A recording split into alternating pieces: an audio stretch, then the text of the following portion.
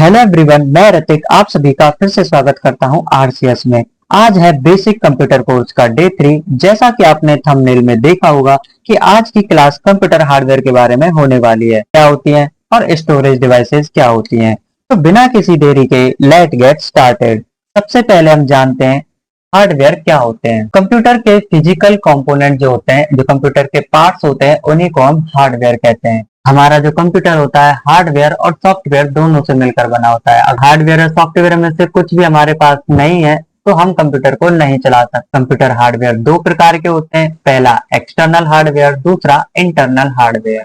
अब हम इंटरनल और एक्सटर्नल हार्डवेयर क्या होते हैं इनके बारे में समझते हैं। एक्सटर्नल हार्डवेयर में कंप्यूटर के बाहरी पार्ट्स आते हैं, यानी कि जो एक्सटर्नल पार्ट्स होते हैं उन्हीं को हम कंप्यूटर के एक्सटर्नल हार्डवेयर कहते हैं। जैसे कीबोर्ड, माउस, मॉनिटर, सीपीयू, ये हमारे सभी एक्सटर्नल हार्डवेयर होते हैं जिनके बारे हमने पिछली क्लासेज में पढ़ा था। इंटरनल हार्डवेयर सीपीयू के अंदर जितने भी पार्ट्स लगे हुए होते हैं उनको इंटरनल हार्डवेयर कहा जाता है। जैसे SMPS, motherboard, RAM, hard disk, micro processor, ये सारी चीजें सीपीयू के अंदर कनेक्टेड होती हैं या लगी हुई होती हैं, इन्हीं को इंटरनल हार्डवेयर कहा जाता है। एसएमपीएस का जो यूज होता है आगे चल के समझेंगे। एसएमपीएस हमें कुछ ऐसे देखने को मिलता है, मदरबोर्ड कुछ ऐसे दिखाई देता है और अपना रैम कुछ ऐसे दिखाई देती है, हार्ड डिस्क कुछ ऐसे दिखाई देती है।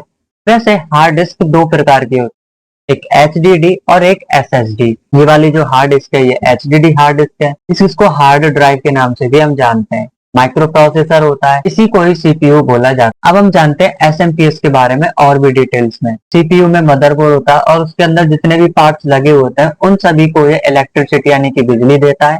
इसका पूरा नाम स्विच मोड पावर सप्लाई होता है, जिसे आजकल पीएसयू यानी कि पावर सप्लाई यूनिट के नाम से भी जाना जाता है। अब हम जानते हैं मदरबोर्ड के बारे में। यह सबसे बड़ा इलेक्ट्रॉनिक सर्किट बोर्ड होता है, यानी कि आपका जो सीपीयू होता है उसमें सबसे बड़ा इलेक्ट्रॉनिक सर्किट बोर्ड होता है, जिसमें मेन मेमोरी, माइक्रो प्रोसेसर और अन्य पार्ट्स होते हैं।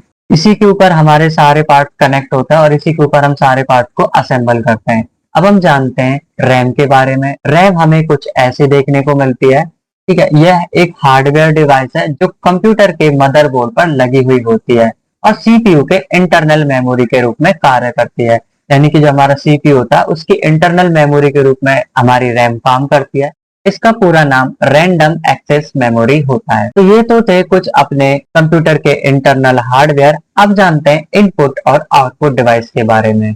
इनपुट डिवाइसेस क्या होती हैं? इनपुट डिवाइस वे डिवाइस होते हैं जिनका प्रयोग कंप्यूटर में डाटा तथा निर्देश, जो हमारे निर्देश यानी कि जो इंस्ट्रक्शंस होते हैं उनको इनपुट के रूप में एक्सेप्ट कराने के लिए किया जाता है। कंप्यूटर में उपयोग होने वाले कई तरह के इनपुट डिवाइस होते हैं, जैसे कि आप सामने आज स्क्रीन पर देख पा रहे हैं। कीबोर्ड भी एक इनपुट डिवाइस होता है, माउस भी अपना एक इनपुट डिवाइस होता है, OCR, BCR, OMR, MICR, scanner, ये सारी जो आपको यहाँ पे लिस्ट देखने को मिल रही है ये सभी इनपुट डिवाइसेस के अंतर्गत आते हैं। अब जानते हैं हम आउटपुट डिवाइस के बारे में। कंप्यूटर में आउटपुट डिवाइस एक हार्ड कंपोनेंट यानी कि हार्ड पार्ट होता है जिसका प्रयोग कंप्यूटर से आउटपुट प्राप्त करने के लिए किया जाता है। हमारे कंप्यूटर में अलग अलग प्रकार के आउटपुट जनरेट होते हैं। जैसे अगर हमें कोई वीडियोज वगैरह देखनी है तो हम मॉनिटर का यूज करते हैं। अगर हमें डॉक्यूमेंट प्रिंट करना है तो हमें प्रिंटर की जरूरत पड़ती है। अगर हमें म्यूजिक वगैरह सुनना है तो हमें स्पीकर की जरूरत पड़ती है। प्लॉटर भी एक प्रकार का प्रिंटर ही होता है। अगर हमें कोई भी चीज प्रिंटर प्लॉटर के द्वारा प्रिंट करनी है तो उसकी भी हमें जरूरत पड़ती है। प्रोजेक्टर का भी यूज हम आउटपुट डिवाइस के अंतर्गत ही हम करते हैं। तो ये तो थे अपने कुछ आउटपुट डिवाइसेस। अब हम जानते हैं स्टोरेज डिवाइस के बारे में।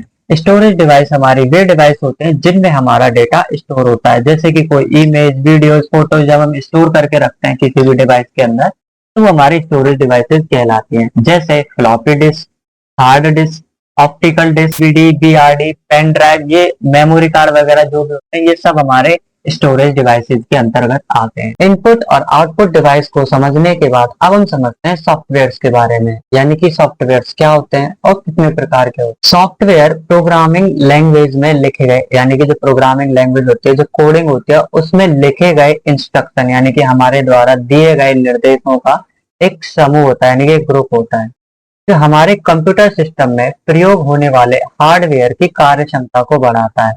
जैसे कि हमारे कंप्यूटर का जो हार्डवेयर है उसको काम कराने के लिए हमें सॉफ्टवेयर की जरूरत पड़ती है। तो वो सॉफ्टवेयर कहलाता है। सॉफ्टवेयर का मुख्य उद्देश्य डाटा को इंफॉर्मेशन में परिवर्तित करना होता है, यानी कि हमारा जो डेटा होता है उसको इंफॉर्मेशन में चेंज करना सॉफ्टवेयर का काम होता है। अब सॉफ्टवेयर दो प्रकार के होते हैं, पहला एप्लीकेशन सॉफ्टवेयर, दूसरा सिस्टम सॉफ्टवेयर। अब हम इन दोनों को समझते हैं कि ये होते क्या है।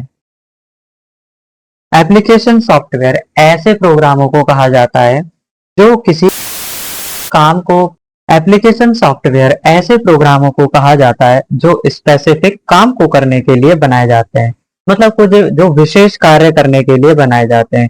इस तरह के सॉफ्टवेयर को पर्सनली यूजर्स की मदद से डेवलप किया जाता है। ये केवल स्पेसिफिक टास्क ही परफॉर्म कर सकते हैं। अब समझते हैं हम सिस्टम सॉफ्टवेयर के बारे में। अब हम जानते हैं सिस्टम सॉफ्टवेयर के बारे में। यह एक या एक से अधिक प्रोग्रामों का समूह होता है। सिस्टम सॉफ्टवेयर के द्वारा कंप्यूटर हार्डवेयर को नियंत्रित किया जाता है। यह कंप्यूटर का प्रमुख प्रोग्राम होता है। इनके बिना कंप्यूटर को चालू नहीं किया जा सकता है। जब हम सीपीयू से पावर बटन को ऑन करते हैं तो हमारा कंप्यूटर ऑन होता है। ठीक है, अब वो ऑन होता है तो उसका जो सिस्टम सॉफ्टवेयर है वो रन करना स्टार्ट हो जाता है, चाहे हम विंडोज को यूज करें, चाहे हम ऑपरेटिंग सिस्टम सॉफ्टवेयर होते हैं उनको यूज। जस्ट कंप्यूटर ऑन हो जाता है तो इसी को बोलते हैं सिस्टम सॉफ्टवेयर। कंप्यूटर को चलाने के लिए मुख्य जो सॉफ्टवेयर होते हैं वो सिस्टम सॉफ्टवेयर कहलाते हैं।